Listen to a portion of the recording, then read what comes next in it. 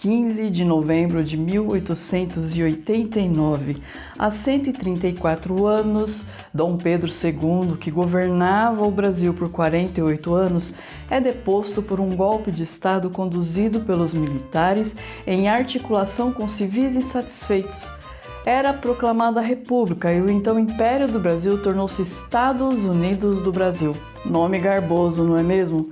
Mais importante que esse nome, porém, é compreender o contexto histórico da nossa proclamação da República, pois entender o passado é entender o momento presente. Eu sou Gisele Silva Rumin e no episódio do Papo Torto desse mês vamos falar sobre esse assunto, a proclamação da República. Então, aproveita a vinheta, corre lá, pega um suco e volta aqui comigo para essa conversa.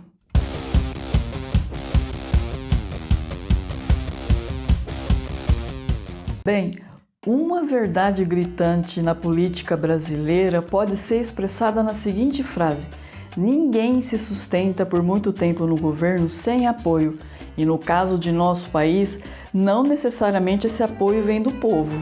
Muito antes do Brasil se tornar um império, o que vigorava aqui era a lei dos senhores de terra, e esse cenário não se altera com a proclamação da independência.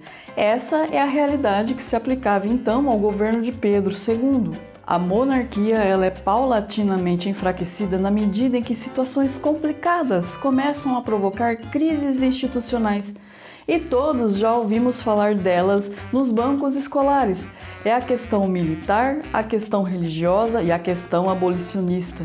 Sobre a questão militar é preciso entender o seguinte: as Forças Armadas brasileiras, como já comentamos em episódios anteriores, somente foram equipadas e organizadas com a Guerra do Paraguai. Foi justamente na Guerra do Paraguai que os combatentes perceberam que o Brasil era o único país americano organizado em monarquia. E mais do que isso, os países aliados do Brasil se organizaram em repúblicas, o que permitia maior participação política de seus cidadãos. A guerra termina em 1870, mas para Dom Pedro II os problemas só começavam. Primeiro, que o país estava mergulhado numa grave crise econômica provocada pelos gastos com a guerra. Segundo, que os militares, especialmente do exército, retornaram da guerra com muito prestígio e com tanto prestígio começaram a pressionar o governo por mais reconhecimento econômico, social e participação política. E aí, estão gostando do episódio? Eu espero que sim, mas não esqueçam de engajá-lo. Se estiver nos escutando por podcast, compartilhe nas redes sociais e indique a seus amigos. Se estiver nos assistindo pelo YouTube, inscreva-se no canal, deixe uma curtida, um comentário. O seu engajamento é fundamental para que esse trabalho cresça. A questão religiosa, como o próprio nome indica, tem origem em inúmeras desavenças entre o governo imperial e as lideranças da Igreja Católica. É preciso entender que desde a época do Brasil Império, a Igreja era subordinada à coroa, seja de Portugal, seja do Brasil. Isso significava que nenhuma ordem papal era cumprida no Brasil sem aprovação do imperador. A treta explode em 1872, quando os bispos de Olinda e de Belém do Pará, em obediência à bula papal Sílabus, expulsam os maçons da igreja. Mas o problema é que essa bula não tinha sido aprovada pelo imperador. Como os maçons tinham muita influência no governo, os bispos foram presos acusados de recusar obediência à coroa. Por intervenção de Duque de Caxias, eles foram perdoados e libertados, mas esse episódio só agravou ainda mais a crise da monarquia. Há ainda a questão abolicionista. Entre os anos de 1806 a 1807, a Inglaterra, mãe do capitalismo, proíbe o tráfico negreiro e em 1833 abole a escravatura em suas colônias. A partir daí, a Inglaterra começa a exercer uma pressão internacional pela abolição da escravatura. É porque os ingleses são bonzinhos? De modo algum, né, pessoal? É preciso entender que escravo não consome. Então, por trás dessa atitude humanitária da Inglaterra existia muito, mas muito interesse comercial. Vocês se lembram do que eu disse no começo do vídeo? De que nenhum governante se mantém por tanto tempo no poder sem apoio? Pois é, e eu complemento, sem apoio das elites econômicas.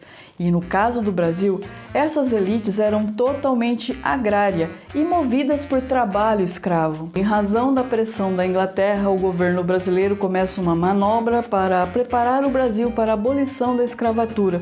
E realmente era uma manobra, pois, em razão da pressão internacional, o Brasil precisava tomar uma posição, mas em decorrência do descontentamento das elites agrárias, a abolição precisava ser protelada.